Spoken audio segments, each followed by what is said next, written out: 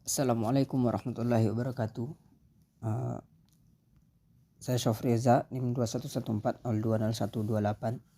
Pada kesempatan kali ini saya akan membahas itu pada mata kuliah Al-Qawaidul Asasiyah, yaitu UAS Qawaid Asasiyah. Yang pertama yaitu tentang isim, fi'il dan huruf. Isim itu kata yang menunjukkan nama orang, tempat, hewan, dan lain sebagainya. Dan isim ini tidak berkaitan dengan waktu, seperti Ahmad, al-maktabun, al-madrasatun, madrasatun, atau himarun, dan lain sebagainya. Kedua itu fi'il. Fi'il yaitu fi'il berkaitan dengan waktu, yaitu fi'il madi yang terjadi atau terjadi pada masa lampau, mudhari yang akan terjadi atau yang sedang terjadi, dan fi'il amar, kata perintah. Nah, adapun pada fi'il mudhari itu ketika diawali oleh alif, nun, ya, dan ta, seperti yazhabu, yajlisu, ajlisu, najlisu, tajlisu. Nah, adapun tanda-tanda dari fi'il yaitu didahului oleh huruf qad, didahului oleh huruf sin, didahului oleh huruf saufa, dan didahului oleh huruf ta ta'nis. Yang ketiga yaitu huruf. Huruf yaitu lafaz yang tidak jelas maknanya kecuali dengan kata lain. Huruf ada dalam ilmu nahwu, ada sorof.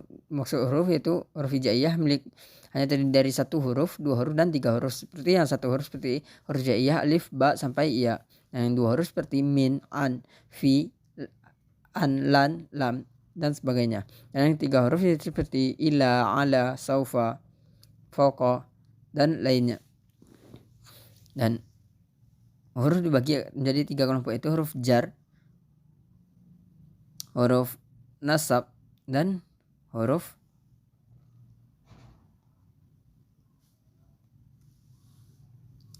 yang masuk pada fi'il dan masuk pada isim. Nah, selanjutnya itu mengenai tarkib isnadi dan tarkib wasfi. Secara bahasa, tarkib isnadi itu berarti sandaran, itu penisbatan atau penyandaran hukum, pekerjaan, atau mahkum alaih. Itu kalau sudah dibebani atau dipekerjakan atau dikenai hukum. Tarkib isnadi yaitu susunan kata yang terdiri dari musnad dan musnad ilaih. Musnad adalah kata yang kedudukannya menjelaskan, sedangkan musnad ilaih itu adalah kata yang kedudukannya dijelaskan. Dan musnad ilaih terdiri dari fa'il, naibul fa'il, mubtada, isim fa'il naqis, dan isim menggunakan huruf dari laisa dan inna akhwatuha. Seperti pada fa'il yaitu wa qul ja'al haqqu wa hazaqal batil. Pada naibul fa'il yaitu ya'aqibul asun wa yasabut ta'iun. Dan tarkib wasfi yaitu ada tarkib isnadi ini lebih dikenal dengan mudah ilaih, atau tarkib wasfi ini lebih dikenal dengan ma' dan man'ud, itu rangkaian kata yang terdiri dari sifat dan kata yang disifati, lebih dikenal dengan na' dan man'ud. Atau murakab wasfi merupakan kata lain dari tarkib atau murakab na'ti atau na'at, disebut juga dengan wasfu atau sifat, yaitu isim yang disebutkan atau menerangkan sifat isim sebelumnya, atau untuk menerangkan sifat isim yang berhubungan dengannya. Maka fungsi dari kata sifat ini yaitu untuk menyifati kata benda tersebut, yaitu yang berhubungan atau berkaitan dengannya. Dalam mata al-jurmiyah dikatakan makna itu mengikuti yang disifati ke dalam rafa'nya, nasab, khafat, ma'rifat, dan nakirahnya. Contohnya seperti al-madrasatul jamilatun, atau Ahmadun kabirun.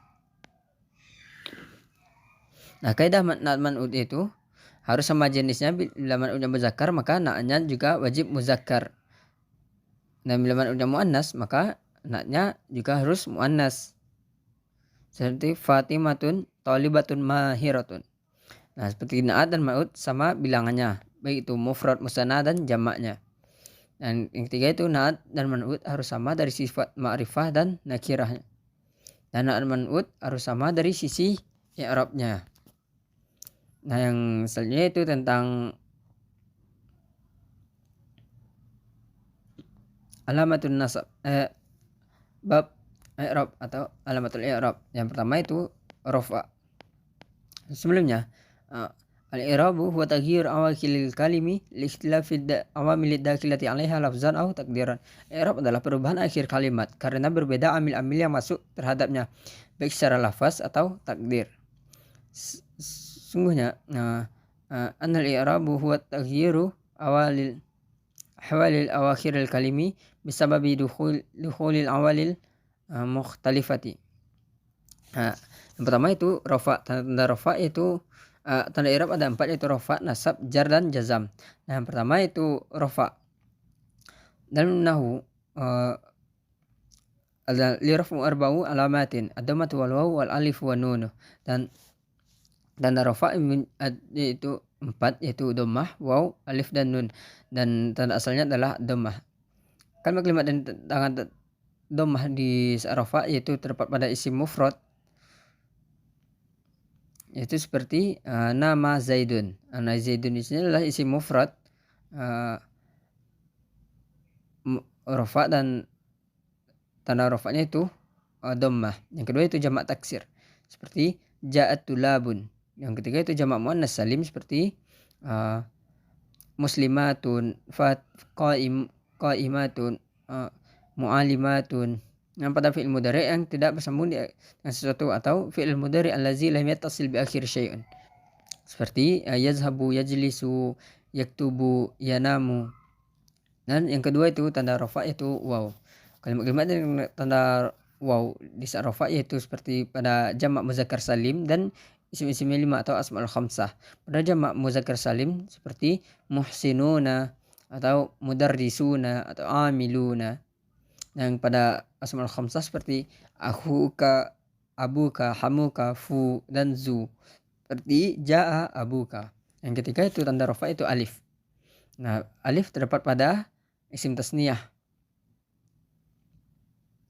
asmaul khassa atau isim tasniyah tertentu yang menunjuki jumlah 2 dengan alif dan nun di akhirnya ketika rafa, serta ya dan nun ketika nasab dan jar. Nah, yang keempat itu nun. Yang terakhir pada alamat rafa itu nun, yaitu kalimat yang tanda nun di saat rafa yaitu pada fi'il mudhari yang disambung dengan dhamir tasniyah atau dhamir jamak dan dhamir muannas mukhattabah, muannasah mukhattabah seperti tatakallamani, tatakallamuna atau tatakallamina. Nah, selanjutnya itu tentang bab nasab. Nah, nasab yaitu ada 4, itu pada bab nasab itu pada awalnya itu alif. Yang pertama itu alif fathah.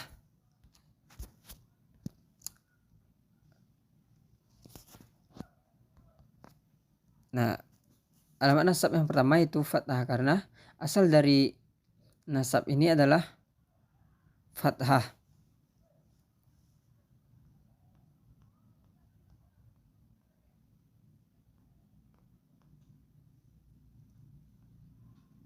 Nah, pada fathah yaitu alamatul nasbi fi salasa mawadi fi ismil mufradi wa jam'an taksir wa fi'il mudhari idza dakhala alaihi nasibun.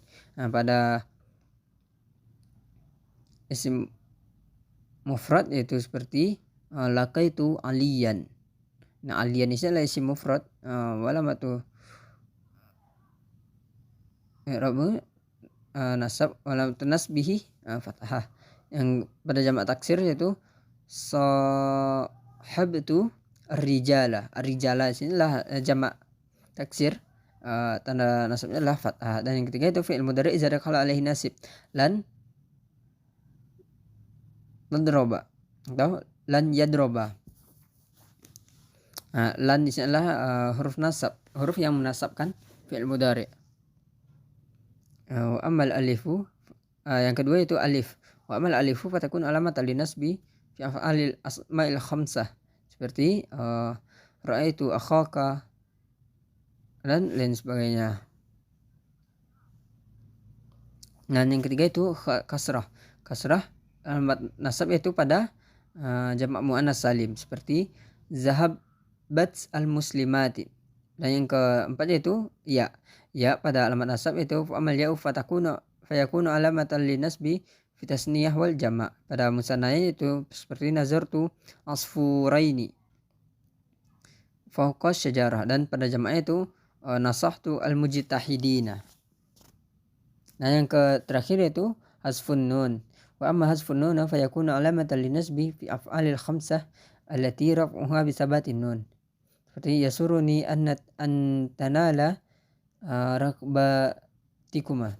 Nah, tanala ini adalah af'alul khamsah, dan af'alul khamsah fi'lul mudhari' musanna wa alamatun mansub wa alamatun nasbi asfun nun lianna dakhala alaihi nasib, seperti an. Nah, selanjutnya yaitu tentang alamatul jar.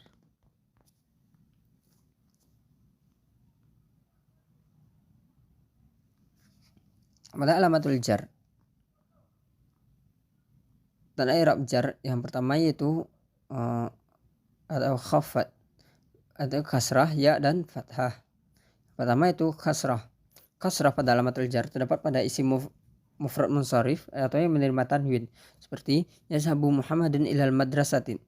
Nah, al madrasati ini adalah isim mufrad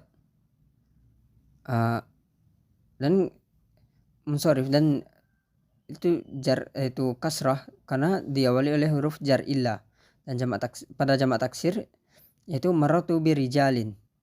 Ar-rijalin ini adalah jamak taksir, yaitu majrur alamatul jarrihi kasrah li'anna dakhala ilaihi jarin atau huruf jar, dimasuk oleh huruf jar. Yang ketiga itu jamak muannas salim, seperti jalastu bil muslimatin. Yang alamatul jar yang kedua itu ya. Ya terdapat pada asmaul khamsah, seperti abuka, akhuka, hamuka, fuka, zulain. Nah, ketika dia jar itu seperti jitu ma'a akhika. Nah, kedua itu pada isim tasniyah, seperti jitu ma'a akhika.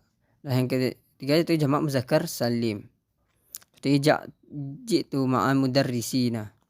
Nah, yang ketiga tanda jar itu harakat fathah. Adapun fathah menjadi alamat i'rab khafat pada isim yang tidak bisa menerima tanwin atau ghairu munsharif, atau bisa disebut dengan isim ghairu munsharif. Terjadi isim ghairu munsharif itu karena isim tersebut penyebab ilat atau ilat wasfiyah atau sifat dan lamiyah. Nah, seperti marartu bi Ahmada. Selanjutnya itu tentang alamatul jazam. Nah, artinya alamatul jazam itu memiliki dua tanda, yaitu sukun dan hazaf. Nah, yang pertama itu sukun. Fil sahih dalam buku ilmu nahwu terjemahan mata al-jurmiyah jelaskan yaitu sukun menjadi tanda bagi jazam pada akhirnya. Atau contohnya lam yalid wa lam yulad. Nah, kata yalid dan yulad itu dan yakun itu i'rab jazam tanda sukun, bentuknya adalah fi'il mudhari' sahih akhir dan dijazamkan karena didahului oleh amil jazam. Yang kedua itu hazaf. Hazaf menjadi tanda bagi jazam pada fi'il mudhari' yang mu'tal akhirnya, pada fi'il yang ketika rafa'nya dengan tetap nun, seperti fi'il mudhari' mu'tal akhir, seperti roma yarmi, ketika dimasuk oleh huruf jazam jadi dia menghapus huruf ilahnya, seperti dari yarmi pakai ya, ketika masuk oleh huruf jazam menjadi lam yarmi, ya-nya hilang atau dihapus. Nah, itu fi'il mudhari' hanya tetap atau af'alul khamsah, yaf'ulani atau yaf'uluna ketika dia masuk oleh huruf jazm menjadi lam yaf'ula atau ya lam yaf'ulu. Nah, selanjutnya itu materi selanjutnya yaitu tentang jumlah ismiyah. Nah, jumlah ismiyah yaitu jumlah atau kalimat yang diawali oleh kata benda atau ya, isim.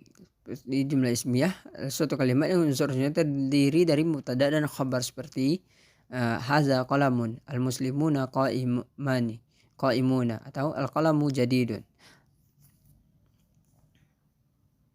Mubtada adalah yaitu isim marfu' ma'rifah yang berada di awal kalimat. Adapun contoh mubtada itu al-islamu dinuna. Al-islamu di sini adalah mubtada dan dinuna adalah khabarnya. Nah, khabar itu isim marfu' yang disandarkan kepada mubtada. Al-islamu dinuna. Al-islam dinuna. Dinuna ini adalah khabarnya. Itu khabar ada dua, itu khabar tiga, itu khabar mufrad, khabar jumlah, dan khabar sibul jumlah. Yang kedua itu kaidah-kaidah dalam jumlah ismiyah. Pertama itu dalam jumlah ismiyah terdapat kaidah-kaidah yang pembahasannya sangat panjang dan mendetail. Kaidah-kaidah tersebut adalah dibaca rofa, mubtada harus berupa isim ma'rifah, khabar berupa isim nakhirah, mubtada dan khabar harus bersesuai dalam hal muannas dan muzakkar, serta mufrad, musanna dan jamaknya. Nah, selanjutnya itu jumlah fi'liyah. Jumlah fi'liyah itu jumlah atau kalimat yang diawali dengan fi'il atau setiap jumlah yang tersusun dari fi'il dan fa'il disebutkan dengan jumlah fi'liyah. Jumlah fi'liyah ada dua, yaitu jumlah fi'il lazim atau fi'il yang tidak butuh objek seperti qama zaidun atau yaqumu zaidun. Dan yang kedua yaitu fi'il muta'addi, yaitu fi'il yang membutuhkan objek, yaitu fi'il, fa'il, dan maf'ulun bih, seperti qara'a aliyun al-kursiyya al-qur'ana, qara'a aliyun al-qur'ana atau qara'a aliyun al-kitaba.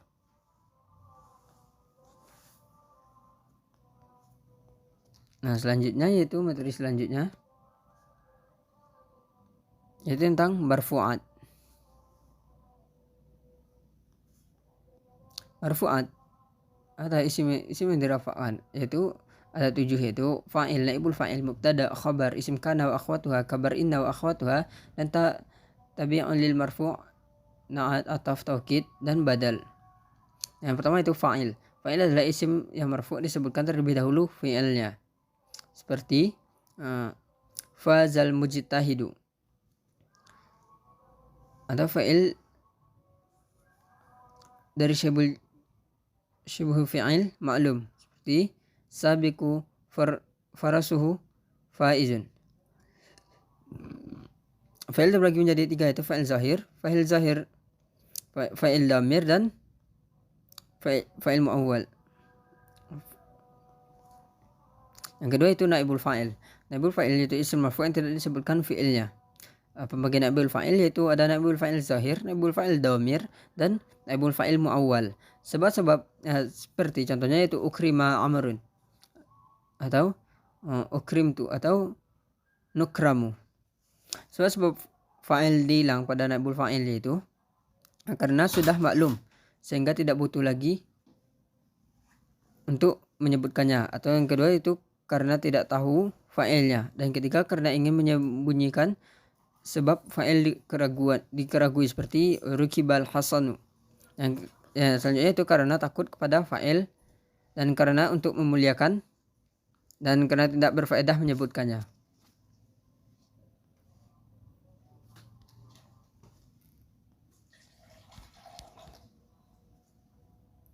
Nah, selanjutnya itu tentang mubtada, khabar, dan kana wa akhwatuha. Mubtada adalah isim yang dirafa'kan yang bebas dari amil lafziyah. Itu pembagi mubtada yaitu ada bagi dua, yaitu zahir dan mubtada yang mudmar. Yang zahir itu mubtada yang ialah lafaz yang menunjukkan kepada yang disebutnya tanpa ikatan. Dan mubtada mudmar yaitu mubtada yang yaitu domir yang 12 mubtada mudmar sini itu domir atau isim domir ada 12 yaitu ana, nahnu, anta, anti, antuma, antum, antuna, huwa, hiya, wa huma, hum, hunna, nahnu, seperti ana qaimun contohnya. Dan yang hukum-hukum yang berkaitan dengan mubtada yaitu wajib dibaca rofa, tapi terkadang boleh dibaca majrur karena dimasuk oleh huruf jar seperti bihasbikallah, dan huruf ba pada kalimat tersebut hanyalah sebagai tambahan dibaca majrur secara sebagai tambahan. Jadi kata hasbu atau hasbi sana karena masuk huruf ba dibaca majrur secara lafal, tapi secara makna adalah marfu karena menjabat sebagai mubtada. Nah, wajib berbentuk ma'rifah. Yang ketiga itu boleh membuang mubtada tetapi harus ada sesuatu yang menunjukkan keberadaannya. Seperti jika ada seorang yang bertanya kaifa sa'idun, maka jawabannya adalah cukup dengan menggunakan kata mujtahidun. Akan tetapi kata mujtahidun sebenarnya adalah khabar dari mubtada yang dibuang, yang takdirnya adalah huwa mujtahidun. Yang keempat itu mubtada harus dibuang. Hal ini terdapat pada 4 tempat, antara lain yaitu sebagai berikut. Yaitu pertama, setiap mubtada yang khabarnya menunjukkan lil af'il atau berbentuk jawaban dari qasam atau sumpah seperti fi zimmati la af'alana kaza. Sumpah dalam kata la af'alanna menunjukkan kabar yang berbentuk jawab qasam, yaitu dengan huruf lam dari mubtada yang dibuang takdirnya. Nah, kedua itu khabar. Khabar adalah bagian yang melengkapi faedah atau kalam beserta mubtada. Pembagian khabar yaitu ada khabar mufrad, khabar jumlah, dan khabar syibu jumlah. Khabar mufrad yaitu seperti contohnya itu seperti al-mujtahidu Muhammadun, atau pada musannanya seperti al-mujtahidani, al-mujtahidu Mahmudani. Nah, khabar jumlah yaitu khabar jumlah itu ada dua, itu khabar jumlah ismiyah dan khabar jumlah fi'liyah. Seperti pada khabar jumlah ismiyah seperti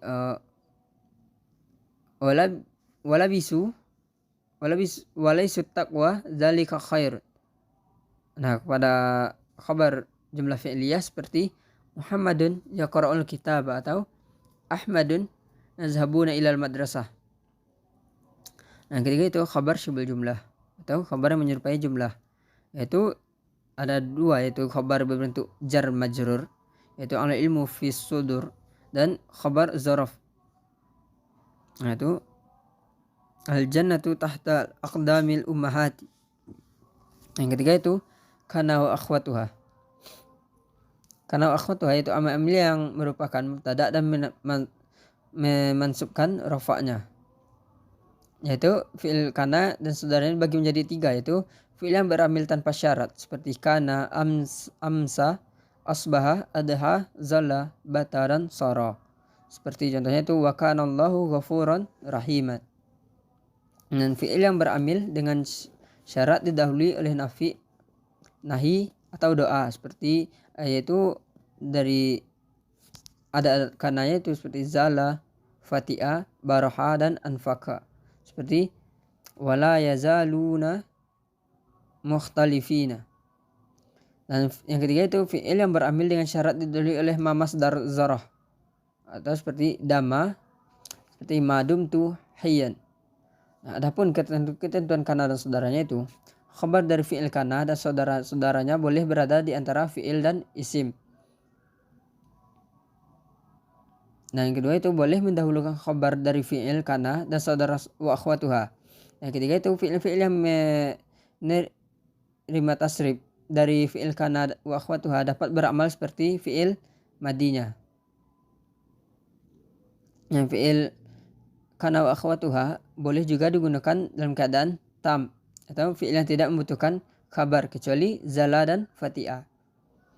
Dan khusus fi'il kana dapat dibuang beserta isimnya, sering terjadi sesudah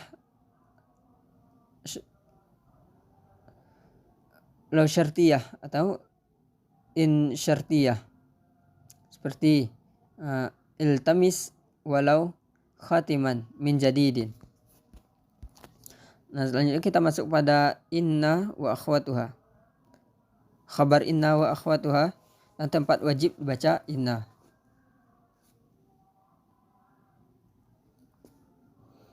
Nah, inna ini seperti balikan dari khabar kana. Jika kana itu merofakkan isim dan menasabkan khabar, sedangkan inna itu menasabkan isim dan merofakkan khabar. Nah, adapun saudara-saudara dari inna yaitu in, inna, anna, ka'anna, lakinna, la'ala, laita. Nah, contoh dari inna yaitu innal mujiddah najihun. Ada innallaha ghafurun. Dan anna itu contohnya itu yus'iduni anna sighatan muqaddimatun fi baladina. Dan ka'anna itu untuk penyerupaan apabila khabarnya jamid, dan untuk sangkaan apabila khabarnya mustaq, seperti ka'anna Muhammadan asadun. Nah, mana ka'anna ini digunakan untuk penyerupaan, seperti ka'anna Muhammadan asadun, Muhammad itu seperti singa. Nah, yang keempatnya itu lakinna, yaitu untuk menetapkan hukum yang menyelisihi hukum sebelumnya. Sebenarnya lakinna harus didahului oleh kalimat. Nah, seperti alkitabu saghirun lakinnahu mufidun. Nah, yang keenam kalimat itu la'alla, yaitu untuk menunggu sesuatu yang tidak pasti terjadinya. Seperti la'allal jawwa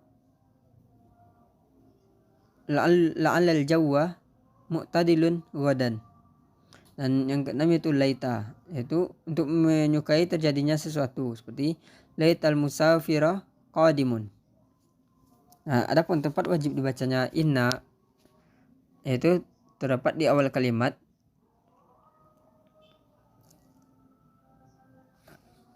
dan berada pas lafaz